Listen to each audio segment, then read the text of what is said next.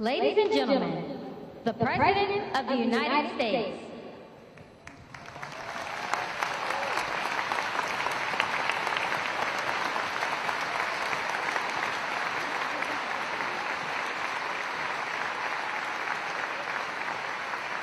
Good afternoon, everyone. Thank you, thank you, thank you. Friends, partners, Speaker Pelosi, members of Congress who've traveled here to represent the United States, and fellow leaders. It's an honor to once again participate in this critical summit. And I'd like to thank our host, President Sisi, for bringing us together at this pivotal moment. Thank you, Mr. President.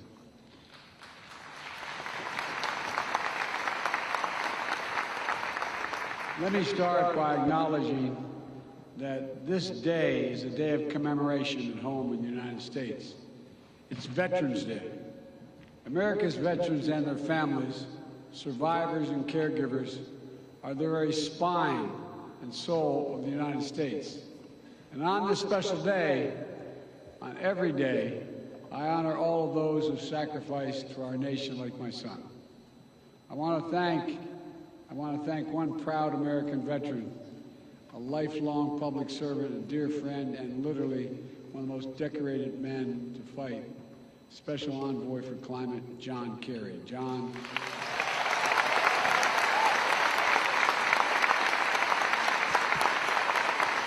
John, your commitment, your passion, your diplomatic expertise have been absolutely critical to delivering incredible progress on climate issues over the past 2 years.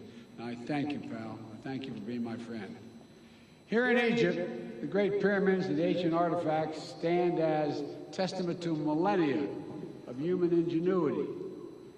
We see our mission to avert climate catastrophe and seize a new clean energy economy, not only as an imperative for our present and future, but through the eyes of history. According to the World Meteorological Organization, the past 8 years have been the warmest on record. In the United States, we're seeing historic drought and wildfires in the West, devastating hurricanes and storms in the East. Here in Africa, home to many nations considered most vulnerable to climate change, food insecurity. Hunger follows 4 years of intense drought in the Horn of Africa. Meanwhile, the Niger River in West Africa, swollen because of more intense rainfall, is wreaking havoc on fishing and farming communities.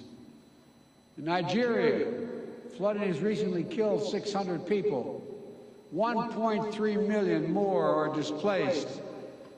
Seasonal livestock migration routes have been used for hundreds of years, are being altered, increasing the risk of conflict between herders and local farming communities.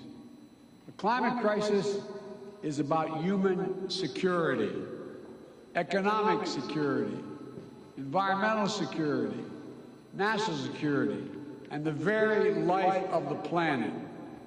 So today, I'd like to share with you how the United States is meeting the climate crisis with urgency and with determination to ensure a cleaner, safer, and healthier planet for all of us.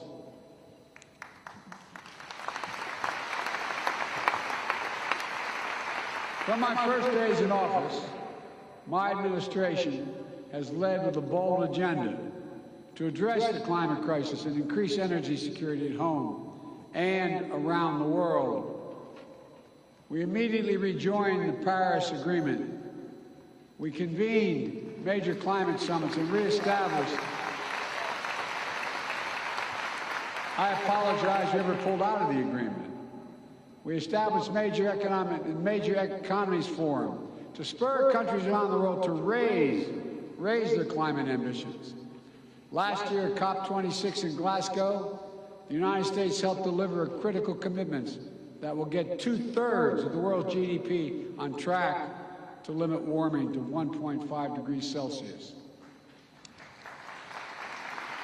Over the past 2 years, the United States has delivered unprecedented progress at home through a generational investment in upgrading our nation's infrastructure, We're making our power grid better able to transmit clean energy, expanding public traffic, transit and rail, building nationwide network of electric vehicle charging stations, over 50,000. And this summer, the United States Congress passed, and I signed into law my proposal for the biggest, most important climate bill in the history of our country, the Inflation Reduction Act.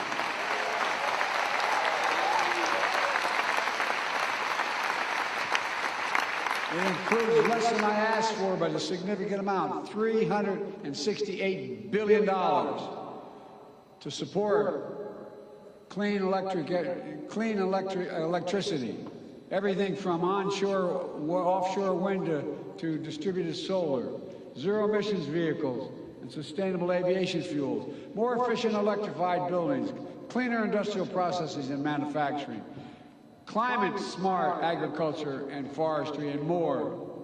Look, our Department of Energy estimates that the new law will reduce emissions in the United States by about 1 billion tons in 2030, while unleashing a new era of clean energy-powered economic growth. Our investments in technology, from electric batteries to hydrogen, are going to spark a cycle of innovation that will reduce the cost and improve the performance of clean energy technology that will be available to nations worldwide, not just the United States. We're going to help make the transition to a low-carbon future more affordable for everyone, accelerate decarbonization beyond our borders. In fact, the International Energy Agency recently concluded that our significant climate investment will, quote, help turbocharge the emerging global clean energy economy. I was reading their quote, sorry. It's going to shift the paradigm for the United States and the entire world.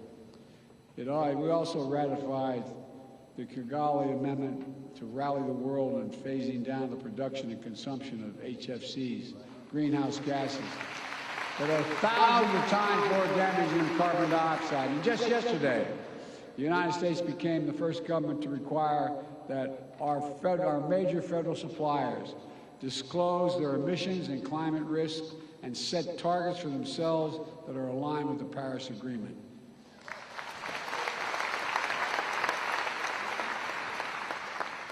As the world's largest customer, with more than $650 billion in spending last year, the United States government is putting our money where our mouth is to strengthen accountability for climate risk and resilience. These critical steps are already locking in vital investments in our infrastructure, delivering lower costs for clean energy, spurring good-paying union jobs for American workers, and advancing environmental justice in our communities. Folks, we're proving that good climate policy is good economic policy. It's a strong foundation for durable, resilient, inclusive economic growth. It's driving progress in the private sector. It's driving progress around the world. And the sum total of the actions my administration is taking puts the United States on track to achieve our Paris Agreement goal of reducing emissions 50 to 52% below 2005 levels by 2030.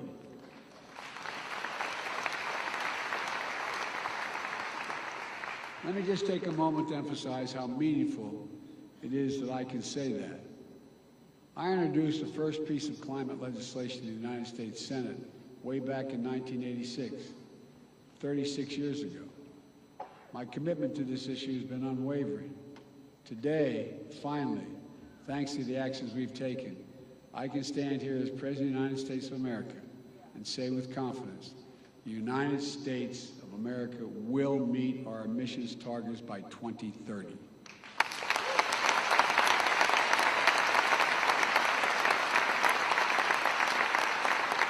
We're racing forward to do our part to avert the climate hell that the UN Secretary General so passionately warned about earlier this week. We're not ignoring harbingers that are already here.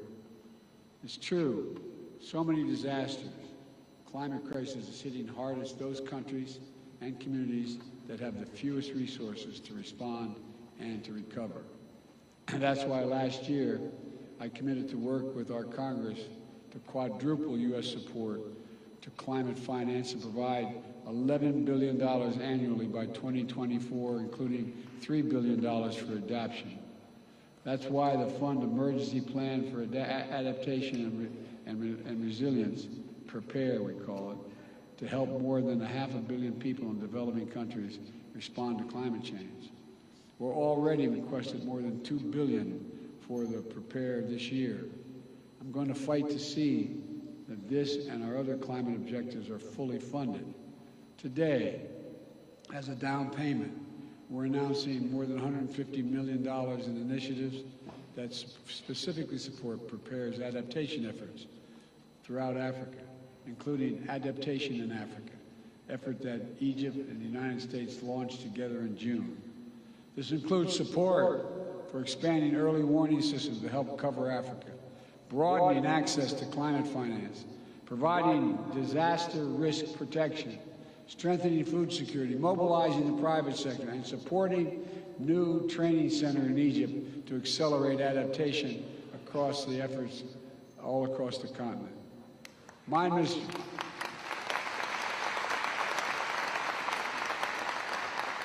administration has also made the United States the first ever contributor to the Adaptation Fund last year, and this year we're doubling our pledge to bringing our total commitment to $100 million. We're also making sure that every dollar we deliver goes as far as possible, unlocking larger pools of finance and the trillions in private investment we know that will be needed. Folks, we're also supporting the Global Shield, a G7 initiative to better protect vulnerable countries everywhere from climate-related losses and quickly respond to climate-related damages. And the G7-led Partnership for Global Infrastructure and Investment is working to meet the critical infrastructure needs in low and middle-income countries with specific focus on climate. The project we're facilitating is built on transparency, partnership, the protections for workers and the environment. One of the many projects already underway is a partnership between American firms and the government of Angola to invest $2 billion building new solar projects in Angola. And everywhere, like everywhere in the world, climate adaptation in Africa is working toward energy transmissions that just means creating good jobs, spurring inclusive economic growth, and leaving no one behind as we implement the Sustainable Development Goals. Folks, now I know this has been a difficult few years. The interconnected challenges we face can feel all-consuming. The upheaval we're seeing around the world, especially Russia's brutal attack against Ukraine, is exacerbating food shortages and energy spikes in cost, increasing volatility in those energy markets, driving up global inflation. Against this backdrop, it's more urgent than ever that we double down on our climate commitments. Russia's war only enhances the urgency of the need to transition the world off its dependence on fossil fuels. True energy security means that every nation is benefiting from clean, diversified energy future. No action can be taken without a nation understanding that it can use energy as a weapon and hold the global economy hostage. It must stop. And so this gathering must be the moment to recommit our future and our shared capacity to write a better story for the world. Let's build on our global climate progress, raising both our ambitions and the speed of our efforts. The science is devastatingly clear. We have to make vital progress by the end of this decade. And that's why the United States is rallying the world around climate game changers. I launched one such game changer last year, the European Commission President von der Leyen, the Global Methane Pledge. We started it with the EU and 8 other countries. In Glasgow, it grew to more than 100 countries. Now more than 130 countries have signed on to covering more than half of the global methane emissions. Methane is 80 times more potent than carbon, and it accounts for nearly half of the net warming we're experiencing now. So cutting methane by at least 30% by 2030 can be our best chance to keep within reach of 1.5 degrees Celsius target.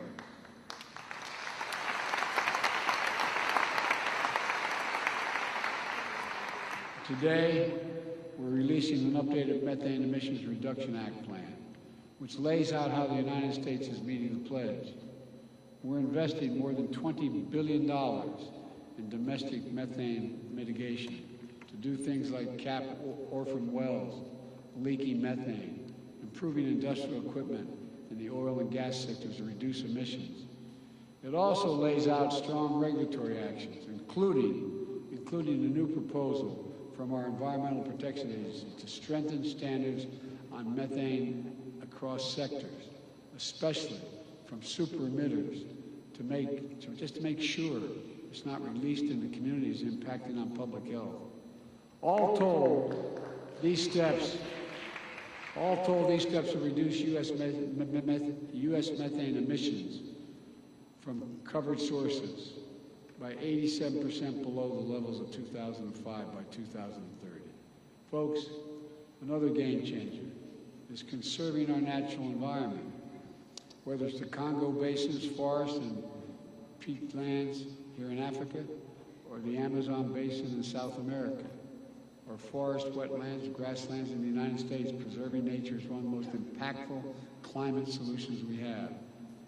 Some that indigenous people communities have known and been the stewards of these efforts for a long time and generations. They've known it.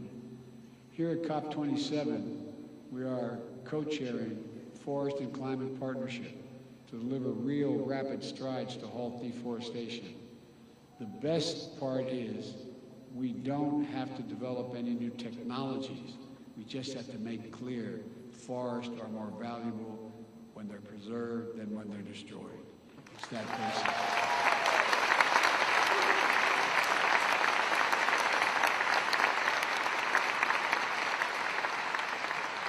And those who are able should be chipping in to help those countries, in fact, preserve those great forests. We're bringing together partners across the public and private sector and philanthropic sectors to put healthy ecosystem at the heart of healthy economies. This is it's going to take all of us. It's going to take all of us. We need to harness our capacity to tackle emissions in economic sectors like international shipping. If the shipping sector were a standalone economy, it would rank as the 10th largest emitter in the world.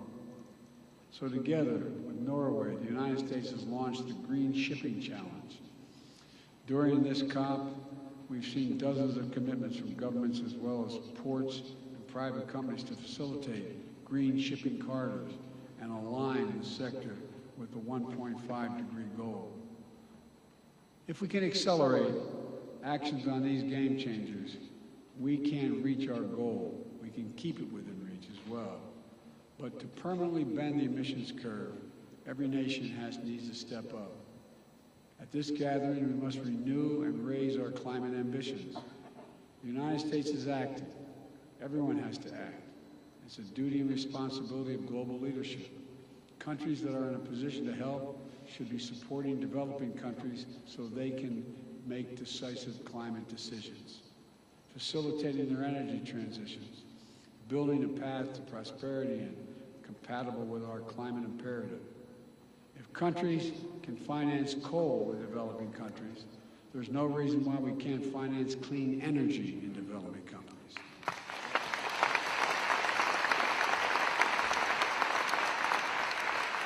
I'm pleased to announce today, alongside the European Union and Germany, a $500 million package to finance and facilitate Egypt's transition to clean energy.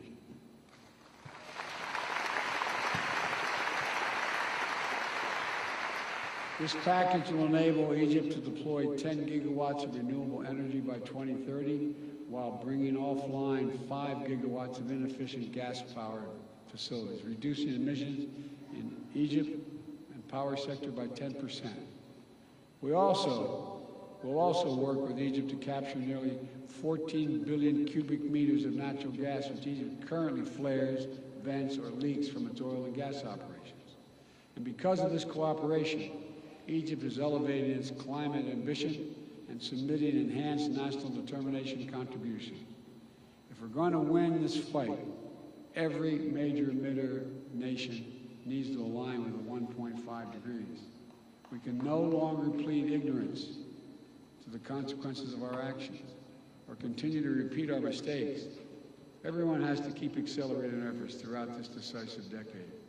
My friends, I came to the presidency determined to make the transformational changes that are needed, that America needs to make, and we have to do for the rest of the world, to overcome decades of opposition and obstacles of progress on this issue alone, to reestablish the United States as a trustworthy, committed global leader on climate.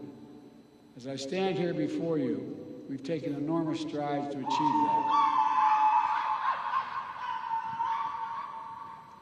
But I don't stand here alone. This progress is being driven by young people all across America. Like young people around the world, they feel the urgency of climate. They feel it deeply. They're committed to these issues. They know the stakes, and that's their world we're creating. This is not to stand by and allow us to fail in this responsibility. We can't. That's why as I look out of all the things that we've accomplished, but so much more to do, I'm optimistic. For all the work that remains to be done, we have to put down significant markers of progress. The United States has taken enduring steps to meet our goals. We're delivering on our promise of leadership, and more of the world is standing with us. Though determined diplomacy is necessary, we're finding consensus, building understanding, and launching new approaches. And the inspiring passion of young people, civil society, climate activists, indigenous communities is literally galvanizing the world. Yes, the challenges we face are great, but our capacity is greater than the challenges. We must never doubt that. So let's reach out and take the future in our hands and make the world we wish to see, and that we know we need. A planet preserved for generations to come. An economy powered by clean, diversified, secure energy sources. Opportunities unlocked through innovation and cooperation to deliver equitable, more prosperous, more stable, and more just world for our children. That's why we're here. That is what we're working toward. And we can do it together, I am confident. Thank you, thank you, thank you. May God bless you all.